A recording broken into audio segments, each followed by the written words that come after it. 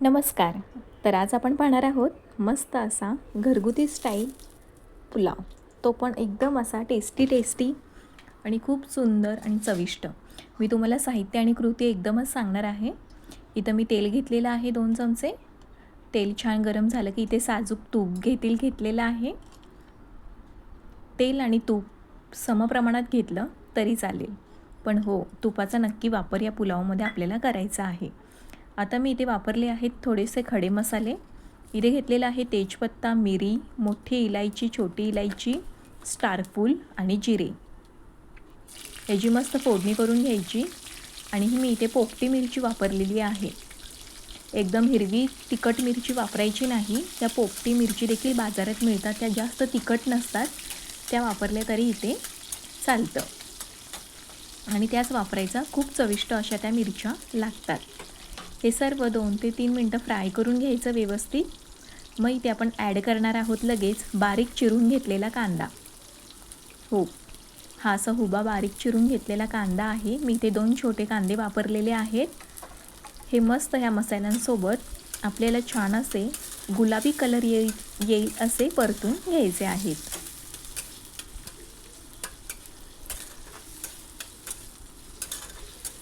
कांदा पटकन शिजावा, पटकन भाजला जावा म्हणून चिमूटभर यामध्ये मीठ ॲड करावं. त्यामुळे काय होतं, कांदा पटकन आपला शिजतो आणि पटकन भाजला देखील जातो म्हणून.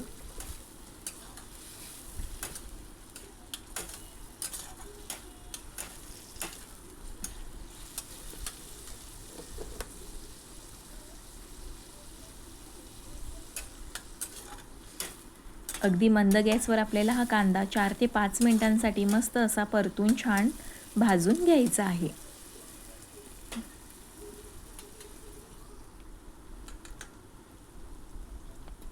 कांदा परतून झाला की यामध्ये आपण ॲड करणार आहोत टोमॅटो. मी ते मोठा एक टोमॅटो वापरलेला आहे.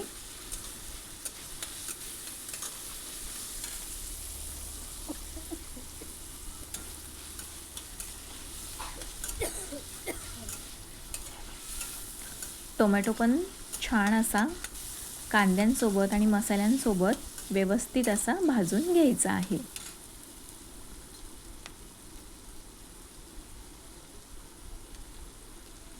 हे पहा, मी आता इथे बारीक कट करून घेतलेले काजू आणि बदाम घेतलेले आहेत.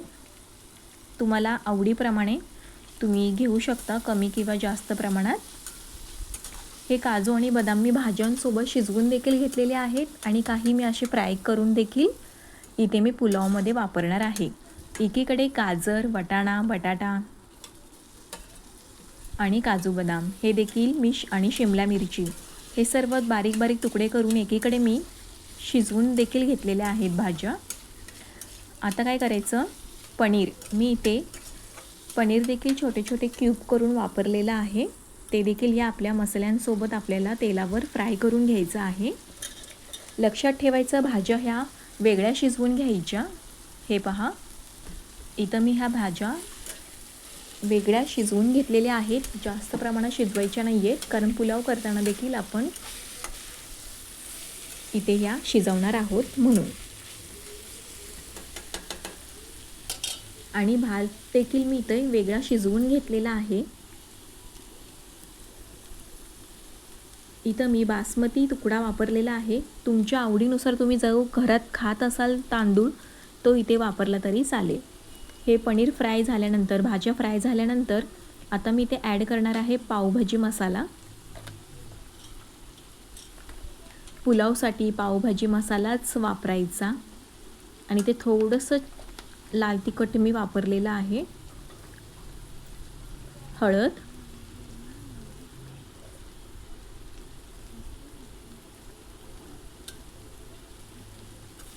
आणि चवीप्रमाणे मीठ. लक्षात ठेवा, आधी देखील आपण मीठ ॲड केलेलं होतं कांद्यासोबत, त्यामुळे आता प्रमाणातच मीठ आपल्याला ॲड करायचं आहे.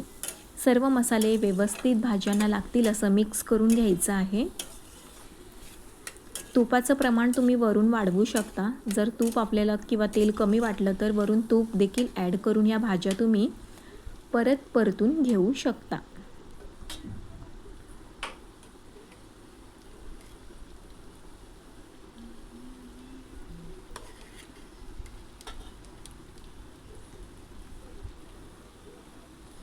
हे पहा, आम्ही जो बासमती तुकडा रोज जेवणासाठी जो तांदूळ खातो किंवा जो भात वापरतो आम्ही, तोच मी इथे हा शिजवून घेतलेला आहे. मस्त असा मोकळा मोकळा भात छान असा शिजवून घ्यायचा. मगच आपल्याला इथे हा आणि मगच पुलावासाठी आपल्याला भात इथे वापरायचा पुलावासाठी आहे.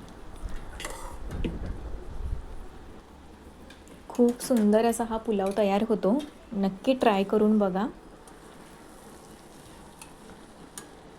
हे पहा, आता भात आणि सर्व भाज्या मिक्स करून घ्यायच्या आहेत. मंद गॅस ठेवायचा, जास्त गॅस म्हणजे गॅसची फ्लेम जास्त फास्ट ठेवायची नाही आहे. मंद गॅसवर आपल्याला हा पुलाव तयार करून घ्यायचा आहे.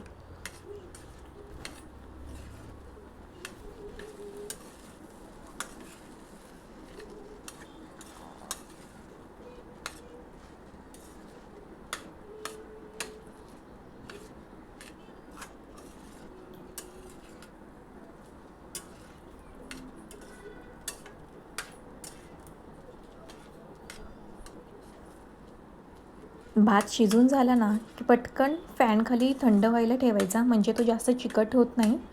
खूप मस्त असा मोकळा मोकळा भात तयार होतो. सुट्टा करून घ्यायचा व्यवस्थित. हे पहा, व्यवस्थित आता भात आपला मिक्स झाला आहे भाज्यांसोबत. किती सुंदर कलर दिसतोय पाहिलं. आणि खाण्यास देखील इतका चविष्ट हा भात लागतो किंवा हा पुलाव लागतो, एक नंबर. नक्की ट्राय करा. हे पहा, थोडासा भात कोरडा वाटतोय म्हणून मी वरून 1 ते 2 चमचे मी परत तूप ॲड करणार आहे. त्यामुळे काय होतं आहे, तूप म्हणजेच पुलावाला खूप असा वेगळी चव येते, स्वाद येतो, खाण्यास खूप सुंदर असा लागतो. आणि 2 ते 3 मिनटं मी ते झाकण देऊन झाकून देखील ठेवणार आहे.